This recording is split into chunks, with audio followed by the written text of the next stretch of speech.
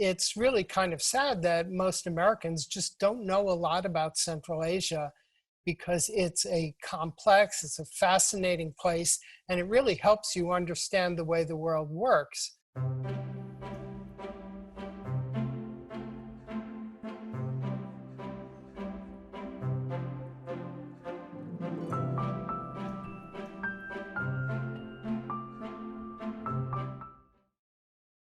One of the best books that I've ever read about it is by a man named Peter Frankopan called The Silk Roads, A New History of the World. It's world history, this book, but as seen from Central Asia, and you realize everything, whether it's Genghis Khan or the bubonic plague or silk or the survival of Persian as a language in the Middle East, all of that stuff depends on Central Asia.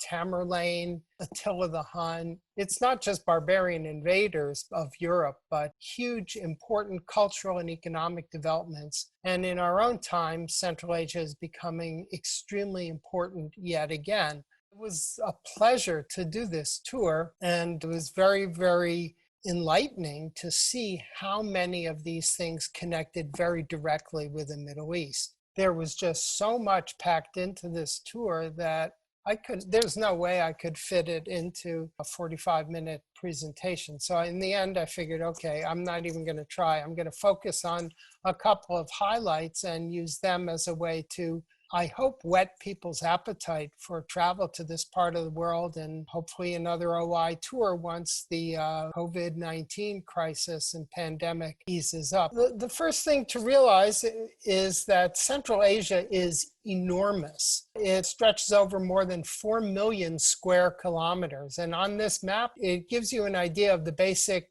topography of the place, its location, and the red lines are the Silk Roads plural. So basically what we're focusing on here is an area between the Caspian Sea to the west, going all the way east as far as China to the other side of the Tarim Basin here, and into, if you see where Dunhuang is on the eastern end there, that gets you to a place called the Jade Gate, which the Chinese viewed as either the entrance or the exit point from the Middle Kingdom of China. So we're north of the Kunlun Shan range of mountains in Tibet, and we're south of basically what would be Siberia today. The countries of Central Asia encompass an enormous amount of territory, but also three really big kinds of environments. They're bounded to the south by these mountains. Then you have a large area of deserts, the Kizilkum, the Red Sand Desert, and the Karakum Desert, the Black Sand Desert. And those are the areas south of the Aral Sea and north of the Iranian Plateau. So you have these desert areas, and at the very edges of them, you have areas that are more or less inhabitable. There are oases like Merv and Bukhara, and there are also river systems like the Murghab and the Amu Darya. The Amu Darya is the ancient Oxus River. Then to the north of that is a corridor, a long corridor of grassy steppes that is quintessential nomad country. So you have mountains, deserts and oases, and grassy steppes. And it's an incredibly varied terrain when you look at it. And you can see here, I tried to give you a sense of it. And in the picture of the mountains, you can see a caravan of Bactrian camels, the two-humped camels, making their way past the mountains and through the mountains on the Silk Road. The grassy steppes are much less known to people, but they're extremely important in history, and I'll get to that in a second. Then in the desert areas in the south, you have the river valleys. This is the Oxus River Valley, the Amu Darya, and the oases, and then the deserts themselves. And here you have your basic yurt, which is the nomadic dwelling in Central Asia. It's round, it's covered with felt, which is made from pounded down wool and goat hair. It has a smoke hole at the top. So very, very varied terrain over this enormous area.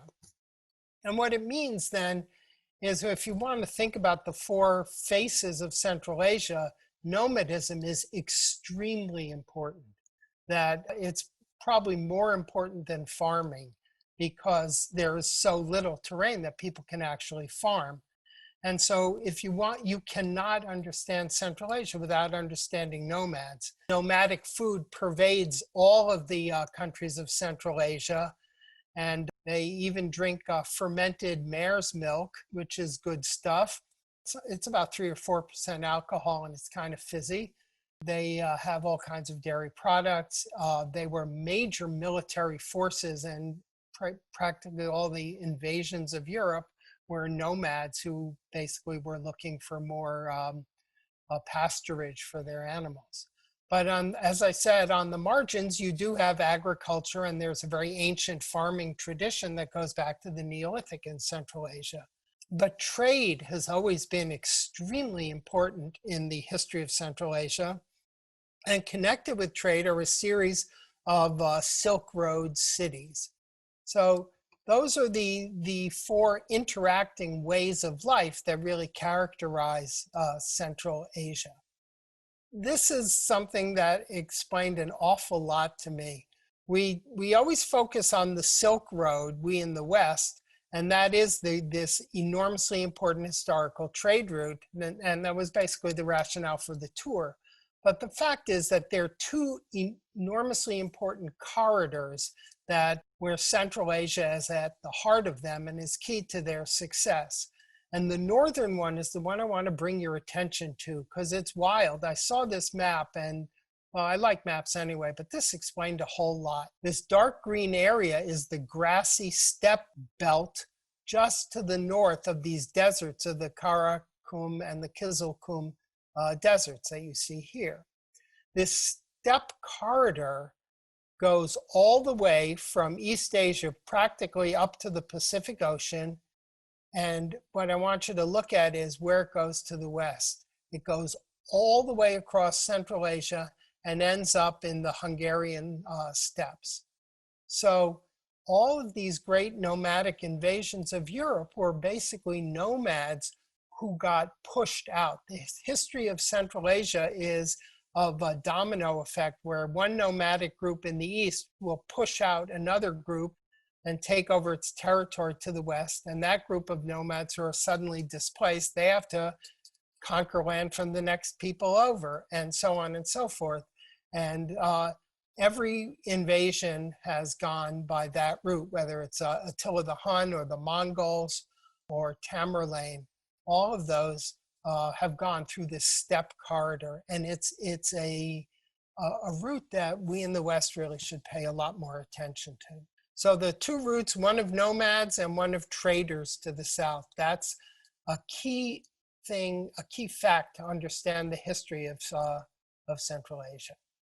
Now, the term the Silk Road was coined by Baron Ferdinand von Richthofen in the later 19th century. He put a name on something that he recognized, didn't use the term in the plural actually. He recognized the Silk Road wasn't one single highway, but it was this extremely important trade route that led from China all the way across to the Mediterranean world and Rome. And most people know of Richthofen from his famous nephew, Baron Manfred von Richthofen, the Red Baron, who was the head of the flying circus, that one of the leading aces in World War I, and he shot down something like 80 Allied planes. So the Richthofen family has either intellectually or militarily has had an enormous impact on the 19th and 20th and now into the 21st century history. The Silk Road is just the latest incarnation of a trade route, an east-west trade route that's existed for about 5,000 years. And we can track this now all the way back into the early Bronze Age, the origins of these east-west trading connections. And we can see it through the spread of agricultural crops westward from China, things like millet, and eastward into Central Asia and eventually towards China of all kinds of things like different kinds of wheat and barley and and legumes and things like that. So people have been trading across the northern and southern routes for 5,000 years. But the Silk Road, what we call the Silk Road, is something that began in around 2006 BC in the time of the Han Dynasty, when it's always about the nomads, that the Han were having a very hard time with the nomadic groups to the north of them, a group called the Xiongnu and another called the Yuezhi. But basically what they needed desperately were really powerful horses for cavalry to be able to fight these nomads. And for a series of nutritional and ecological reasons, China does not breed good horses. But one of the most important places for breeding very, very strong, resilient horses is the Fergana Valley, in an upland valley, agricultural valley where Uzbekistan, Kyrgyzstan, and Kazakhstan all come together. And this was classic territory for horse breeding. And the Han Chinese referred to these horses from the Fergana Valley as blood-sweating horses, because apparently they seemed to sweat blood. And they needed desperately to get hold of blood-sweating horses for their military to be able to fight the nomads, who had lots of blood-sweating horses. So they started sending embassies to the West into Central Asia, trying to make alliances. And eventually they realized that they had better have a stronger military presence going to the West.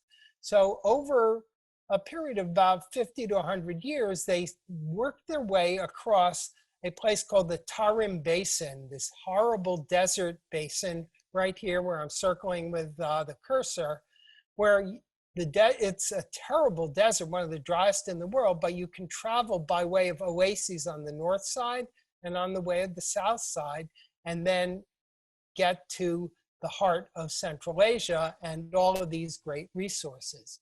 So at about 200 BC, a trading route was established that linked four great empires: the Han Dynasty of China, the Kushan Empire of Central Asia, first the Parthian and then the Sasanian empires of Iran, and then the Roman and later Byzantine Empire in the Mediterranean. So the fact that there were these four great empires that were able to more or less control things and keep the peace and protect the trade routes in their territory meant it was possible for caravans and merchants to move over thousands of kilometers in a kind of a down-the-line trade all the way from China to the Mediterranean and eventually to Rome. And great cities like Palmyra or Antioch were all connected with the Silk Road as termini on the Silk Road. So these long connections made it possible for trade to actually work. But in long-distance trade like this, you trade in luxury goods because otherwise it's not economical to transport just commodities, more day-to-day commodities. And the most precious commodity that was traded along this international trade route was silk itself. And silk is a very complicated thing that we don't really know when silk production first began, but it was probably in the Neolithic period in China. And of course, just to quickly review it, silk comes from silkworm cocoons. One cocoon has something like 1,200 yards of silk thread in it, in just one of these cocoons, which is an astounding thing. And so what the Chinese figured out to do very early on was to raise silkworms, to feed them massive amounts of white mulberry leaves, which they chew on so loudly that these little larvae apparently make this loud chewing noise that everyone can hear. And then they collect the silkworm cocoons and they boil them. And the boiling, well, it kills the silkworm inside, but it also softens the resin that holds the silkworm cocoon together. So once it's been boiled and soaked, you can unwind these cocoons and get, like I said, up to 1,200 yards of silk thread for each cocoon. And that silk thread is then spun. They combine silk threads to make an incredibly strong textile, and it's dyed. And one of the great magical things about silk is that it holds dye very effectively, and the colors are very, very vibrant on silk. So it's very thin, it's very light, it's incredibly strong, it takes dye beautifully, and it's really the ideal thing to make luxury clothing out of. And here's an example of weaving the silk into a kind of textile called ikat, which is very, very typical of Central Asia, and especially in Uzbekistan. So silk was traded from very, very early on, and we know this from artistic records, from textual records, and from archaeological work done by a variety of scholars along the Silk Road. And so we have silk garments from the Western Han Dynasty, and we know that silk was so valuable that it was actually bolts of silk fabric were basically sewn up in packages, and they were used as actual currency or money on the Silk Road to pay soldiers in the Chinese Han and Tang Dynasty garrisons. They go from there to also trading actual textiles. And so great cities really flourished along that Silk Road route. So I'm going to skip back just for a minute to go through these stages of that Silk Road where silk and many other commodities along with it were traded. It started in the time of the Han Dynasty, and then it continued under the Tang Dynasty with the Sasanian Empire in Iran and the Byzantine Empire, and then eventually after the Muslim conquest into the time of the early caliphates, the Umayyad, the Abbasid, and later caliphates. And then finally, the last great period, the third great period when the Silk Road flourished was the 13th to 14th centuries, when basically great nomadic rulers like the Mongols of Genghis Khan, we think of them as these ruthless conquerors, but they were very, very smart about maintaining the trade routes, which they were able to protect the routes, but also to tax them. And it was a source of enormous income for the Mongols and then for the Timurids under Tamerlane and Tamerlane's successors in the 14th and 15th centuries AD. So that's the broad history of the classic period of the Silk Road that we know of and that we find so fascinating. And not only did economic goods move along the Silk Road, but musical instruments moved along the Silk Road. So there are Chinese musical instruments, then Central Asian musical instruments that make it all the way into the Middle East and Europe. So the word tar means string and do means two in Persian. So dutar is a two-stringed instrument. There's a setar, like a sitar, with multiple strings. And then the word guitar also comes from that. It's a musical instrument that moved west along the Silk Road. Food items moved along the Silk Road.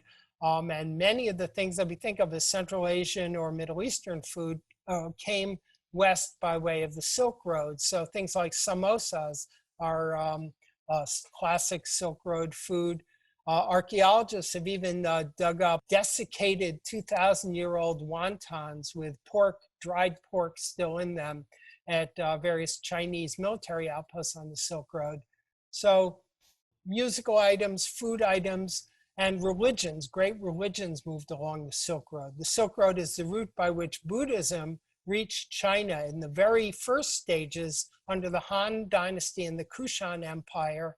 Mahayana Buddhism reached East Asia, China in that way. Less known is that Christianity, and particularly Monophysite Christianity, moved very far east into Central Asia on the Silk Road, along with other religions. And of course, Islam spread towards China by the Silk Road as well. So economic goods, food, music, and ideas all moved back and forth over the Silk Road. So it really is one of the most important routes of communication and trade in the history of the world. Now, the history of Central Asia did not end when the Silk Road began to be replaced by maritime trade in the 16th and 17th centuries. You had Islamic emirates in Central Asia, the Emirate of Bukhara, Kokand, a number of very powerful successors to the Timurids, but eventually the expansion of the Russian Empire picked them off one by one. And coming from bases in the west and the north, the Russian Empire eventually, by the late 19th century, had conquered all of Central Asia. And it's really impossible to understand modern Central Asia without understanding the tremendous political and economic and social and cultural role that Russia has had in Central Asian history. So here, there are a number of real sort of American frontier art. This was the Russian frontier, and they're great. There's some amazing 19th century paintings of the Russian expansion into Central Asia, and I'm sparing you some of the more bloodthirsty ones. But Russian imperial rule brought all kinds of very important institutions to Central Asia, like railroads and the beginnings of, local government and government institutions. And that really expanded with the incorporation of Central Asia into the Soviet Union as a result of the Civil War after the Bolshevik Revolution. And the Bolsheviks and the Soviet Union had a very, very important, lasting influence on Central Asia, where all of the institutions of government, all of the university system, the bureaucracy, all of that, women's rights, actually gender equality, had a major impact. And that was through part of this program of Soviet secularization and the Soviet political program of empowering women as part of their enterprise. But it is a mixed history, and there was a tremendous amount of pressure and we might as well call it persecution as part of the secularization program. So you can see this picture here of a public ceremony where in Andijan in the Fergana Valley, where the home of the ikat textiles and blood-sweating horses. It's a very, very traditional Islamic area in Central Asia.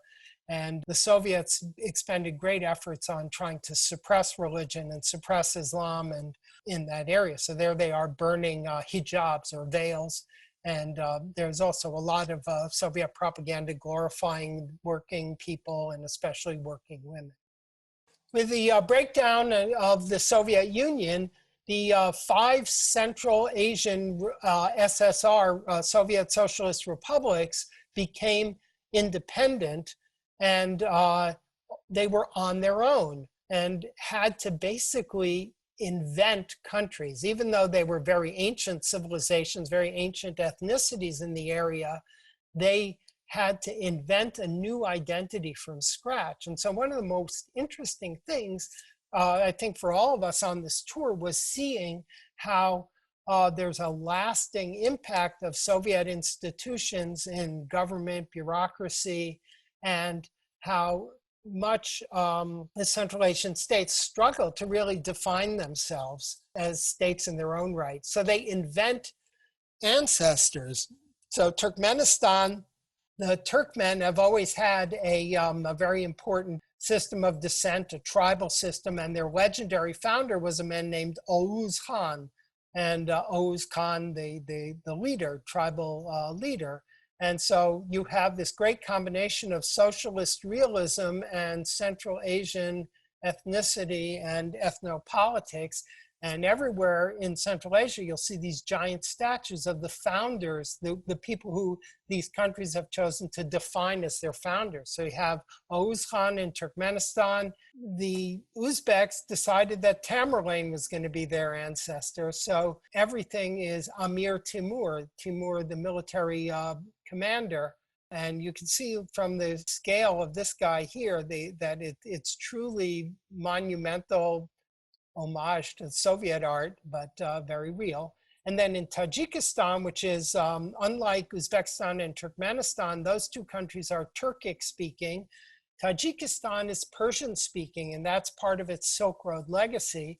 And so their founding father was Ismail Samani, who is the 9th century Persian speaking founder of the Islamic Samanid dynasty. So they've invented a new national identity and have been reinforcing it for, well, like 25 years. Where our tour then went through Central Asia pretty much from the Caspian Sea to the border of China. That's give or take. We didn't go to the Caspian and we didn't go to the Chinese border, but we were very close to both of them. And we moved from west to east, from Turkmenistan to Uzbekistan and to Tajikistan up to very close to the Chinese border. So we were essentially following the Silk Road. And you can see there is so much more of Central Asia to see. North of Uzbekistan is the enormous country of Kazakhstan. It's all steppes and mountains, and that's where Lake Baikal is, Balkhash, I'm sorry, and then Kyrgyzstan and the Altai Mountains.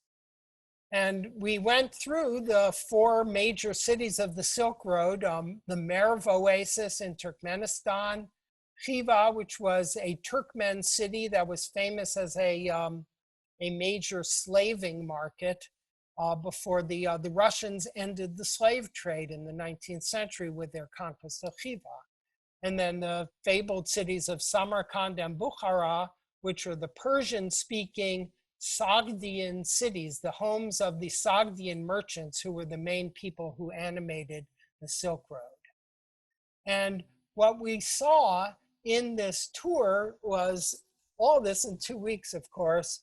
We went from the Bronze Age Oxus civilization through Scythians, the Persian Empire of Alexander the Great, the successor Hellenistic states, the Parthians, Kushans, Sasanians, Huns. We didn't do too much of the Huns, but we saw some of their deformed skulls. The Muslim conquest, the Mongols, Tamerlane, all the way up to the emergence of the independent Central Asian republics. I think the weirdest country that we visited, I'm sorry if that's a little ethnocentric of me, but it really is a very different country, is Turkmenistan. And some people refer to it as the North Korea of Central Asia because it's a very closed society with a very autocratic political system. And it has the blessing of having massive amounts of natural gas, which is what keeps the economy going. But it's an extremely centralized autocratic society. And their first president was the former SSR party chief for Turkmenistan, was a man who referred to himself as Turkmenbashi, the head of the Turkmen. And in his lifetime, he erected this monument in the middle of Ashgabat to honor himself. So Ashgabat, is the capital of Turkmenistan. It's very, very modern architecture, these enormous broad boulevards. Everything is on this monumental scale. That's very much a Soviet tradition. And then there's this statue, which I'm pointing out because it's 75 meters tall, and on top of it is this 45-foot tall gold-plated statue of Turkmenbashi. And in Turkmenbashi's lifetime, it was the base of the statue rotated, so every day it would turn so that Turkmenbashi was always facing the sun. And it's only recently that they stopped the motor, and now Turkmenbashi is resting or standing in peace on top of his monument. But it really reminds you of just what a different place it is. And it reminds you of how Central Asian governments are still just now coming out of the autocratic ruling model that they inherited from the Soviet system. So here you can see some of the Ashgabat. They call it the White City. All the buildings are of this white marble. They're these enormous, very, very wide boulevards. And there's actually a law that every automobile in Ashgabat has to be a white automobile to go with the white buildings. Then there's all this amazing architecture, like this wedding palace that we visited, and these monumental sculptures everywhere. So we were always under careful, secure watching in Turkmenistan. And this is our guide, Michel Behar, is very well-traveled, very knowledgeable man, and he was an enormous asset to us, and it was a pleasure working with Michel. So we started in the Bronze Age, where we visited the site of Gonur Tepe, which is one of the ancient Bronze Age urban centers of Central Asia. It's part of this oasis civilization called the Oxus civilization. And it was connected. It's an enormous city. It's a UNESCO World Heritage Site. And here we are. Here's our group visiting the mound of Gonur Tepe. It's very carefully restored and the mud brick walls are preserved. It was a religious center for some kind of prototype form of Zoroastrianism. It was a stratified society. We have royal tombs from Gonur Tepe, and then extremely wealthy in trade goods from all over the place. So you have steatite or soapstone, you have turquoise, you have lapis lazuli, the turquoise from Iran, lapis lazuli from Afghanistan, gold from Central Asia itself, silver. You have these very famous figurines called Bactrian princesses. You can see them in the Louvre and the Metropolitan Museum. And then trade connections. It's amazing. You find Harappan, Indus Valley seals at Gonur Tepe and Mesopotamian cylinder seals. So Gonur was a major metropolitan city, trading city at the end of the 3rd millennium BC. So that's how old the Silk Route is as a trade route in its ancestry. We were also very fortunate to visit a really unique place called Nisa, and Nisa was the first capital of the Parthian Empire. The Parthian Empire was the first Persian empire to emerge after Alexander the Great and the Hellenistic rulers of Central Asia. And Nisa was interesting because it's a true fusion of the Hellenistic world, of Central Asia, the Hellenistic empires, and of the Persian Empire. So the Persian Empire, the Persians would drink out of golden rhytons or drinking horns, and they were also made out of horn or ivory. But the Parthians, if you look, the very top of the drinking horn is total Hellenistic designs. The griffins are Hellenistic. And then the shape of the horn itself is totally Achaemenid Persian. You also have very Hellenistic silver figurines.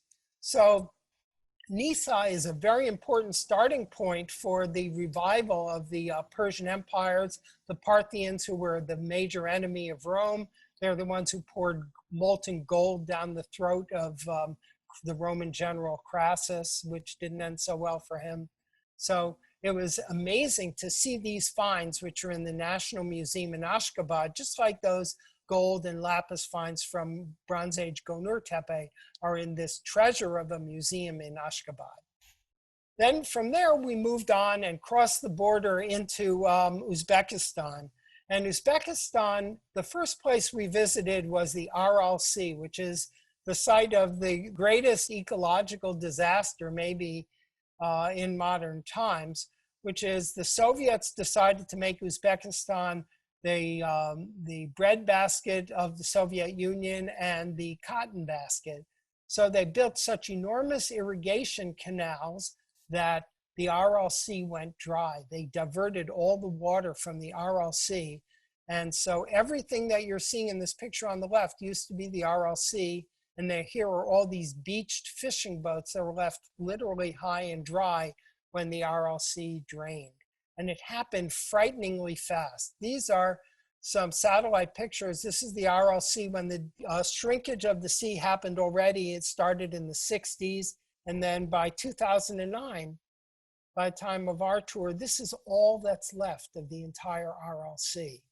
And the land all around it, as you can see here, it's a salt desert. It's a man-made salt desert. And instead of sandstorms, you have salt storms mixed with chemical residues from chemical biological warfare testing stations in the area. So it was very, very sobering to visit the Aral Sea and this place, Muinak, at the south end of the RLC, which used to be the fishing capital of the RLC and is now just a shadow of itself. Very close to the RLC and Muinak is the small city of Nukus, which houses the Savitsky Museum, which is an astounding art museum. It's the second greatest collection of Art Nouveau and early 20th century modern art in what's became the Soviet Union. Under Stalin, all of this art was totally suppressed and the artists were driven into poverty, to suicide, and their lives were destroyed. But this man here, Igor Savitsky, single-handedly rescued 80,000, literally 80,000 pieces of this astounding early 20th century art and hid it away in the middle of nowhere in this little provincial museum of Nukus. And so the Soviet authorities never really figured out what was going on under their eyes. So there's a wonderful documentary about this called The Desert of Forbidden Art, and I really recommend it to you guys. It's an amazing museum. It's worth going to Uzbekistan just to see this place. From there, we went to Bukhara, one of the great trading cities of Central Asia, and this is the Ark or the Citadel of Bukhara. And here you can see women of Bukhara in traditional clothing, and a lot of it is these silk garments, and some of the older people there. And some of the oldest architecture, Islamic architecture in Central Asia is in Bukhara, the tomb of Ismail Somoni, that man who founded the Samanid Empire, Samanid dynasty, that's now the origins of Tajikistan. This is the Kalyan Mosque in Bukhara. There's still a tiny remnant Jewish community in Bukhara, the last remnants of a community that's 2,500 years old that goes back to the time of the Persian Empire. There were about 200 Jews left in Bukhara, but the Uzbek government renovated their synagogue, and we were able to visit that, which was a very moving thing. And then the bazaar of Bukhara is bring your credit card is all I can tell you, because there are marvelous textiles there, including these needlework things called Suzanis, which are absolutely beautiful needlepoint work. And it's a tradition that mothers teach their children how to weave, and then they leave one little piece of the Suzani unfinished so that their daughter can finish it when they come to being. From there, we went to Samarkand, which was the capital city of Tamerlane, Amir Timur. And this is the Registan, the civic heart of Samarkand. The scale of it is incredible. I mean, there's no place like it. It's totally worth visiting. And all of these three giant madrasas, or mosque and theological schools, are at the heart of it. And every inch of them is covered with these beautiful glazed ceramic tiles. It's a magnificent place. And it was, the buildings were put up by Tamerlane and his descendants. And the neat thing is that it's very much a tourist spot for Uzbeks, and you can dress up like old school, like Tamerlane, and this Uzbek family was having a blast. And then you can visit these beautiful madrasas, and this is the golden dome inside of one of the madrasas. It's a world treasure. It's a World Heritage site. And the tomb of Tamerlane is there, and we got to visit it. And he is the founding figure of Uzbekistan, so large numbers of Uzbeks and Uzbek school kids visit the tomb of Tamerlane. The tomb was opened in 1941. There was a legend that Tamerlane left an inscription that said, "Whoever opens my tomb will unleash a terror worse than me." And the Soviet archaeologists opened the tomb on June 21st, 1941, which is, of course, the day that the Nazis invaded the Soviet Union. So don't mess with Tamerlane. Also in Samarkand is Afrasiyab, which is Old Samarkand, the trading capital of the earliest part of the Silk Road. And there are these beautifully preserved and restored wall paintings from the palace of the Sogdian king of Samarkand. And the Sogdians in this pre-Islamic era were Zoroastrians. So Zoroastrians don't believe in contaminating the body by contact with the earth, which is a sacred element. So they had these ceramic ossuaries that they buried people in.